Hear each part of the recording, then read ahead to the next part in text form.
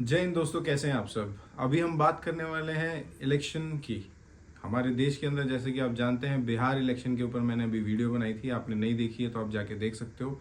दूसरा, आज जो आप देख रहे होंगे न्यूज़ में और काफ़ी जगह चर्चा में है, एसआईआर क्या है और ऐसा क्या है कि विपक्ष इस पे, विपक्ष मतलब जो अभी पार्टी रूलिंग में नहीं है और विपक्ष पार्टी है या जो भी अदर पार्टी अभी रूल नहीं कर रही हैं, वो लोग क्यों इसका विरोध कर रही हैं। एसआईआर क्या है हमारे देश के अंदर? जैसा कि आप जानते हो, ये कोई नई चीज़ नहीं है कि एक आदमी चार चार वोट देता था पहले, और ऐसा लगता है कि लोगों को कि उन चार वोट से आदमी जीत जाता है।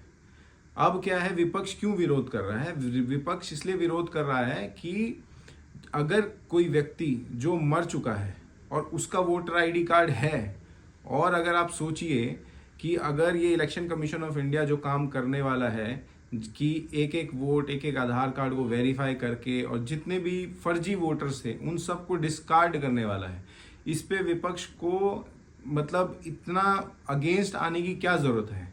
अगर आप देखो और पहले सोचो इस बात को कि पहली बात, इलेक्शन कमीशन ऑफ इंडिया के हाथ में ही ये सारी चीज़ें हैं, तो ऐसा क्यों है कि ये अब हो रहा है, पहले क्यों नहीं हुआ? आप सोचो, हमारे देश के अंदर 10,000 करोड़, 20,000 करोड़ या कितने सारे हमारे देश के पैसे जो हैं वो वोटर आईडी के हिसाब से अलॉट होते हैं, जैसे कि अनाज हो गया या जैसे कि कोई हेल्थ फैसिलिटी हो गई या कोई भी ऐसा स्कीम होगी, गवर्नमेंट स्कीम, जहाँ पे सारे वोटर आईडी के हिसाब से पैसा अलॉट होता है। आप सोचो वो पहले वो पैसा जा कहाँ रहा था? कोई भी व्यक्ति अगर मेरी ये वीडियो देख रहा है और अगर आप कोर्ट से संबंधित रखते हैं, पहली बात तो आपको पीआईएल दाखिल करनी चाहिए इलेक्शन कमीशन ऑफ इंडिया के उसमें, और आपको पूछना चाहिए सरकार से कि पहली बात ये आज क्यों हो रहा है। और जितने लोग ऐसा ये विपक्ष में हैं या ऐसी चीज़ें कर रहे हैं, मैं यंग जनरेशन से बात करना चाहता हूँ कि हमारे देश के अंदर आप सोचो कि जब कोई भी व्यक्ति, बिहार इलेक्शन वाला जब हमारा वीडियो देखोगे, मैंने उसमें 3-4 चीज़ें बताई थी। कभी भी आपको वोट करना है तो किस व्यक्ति को करना है? जिसका क्रिमिनल रिकॉर्ड नहीं हो, जो व्यक्ति पढ़ा लिखा हो। आप सोचो, एक छोटे डी ग्रेड का जब भी एक सिलेक्शन होता है, या अग्निवीर, आप सोचो कितना टफ एग्जाम होता है।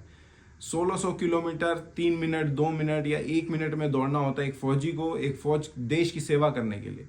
क्या पॉलिटिक्स देश की सेवा नहीं है?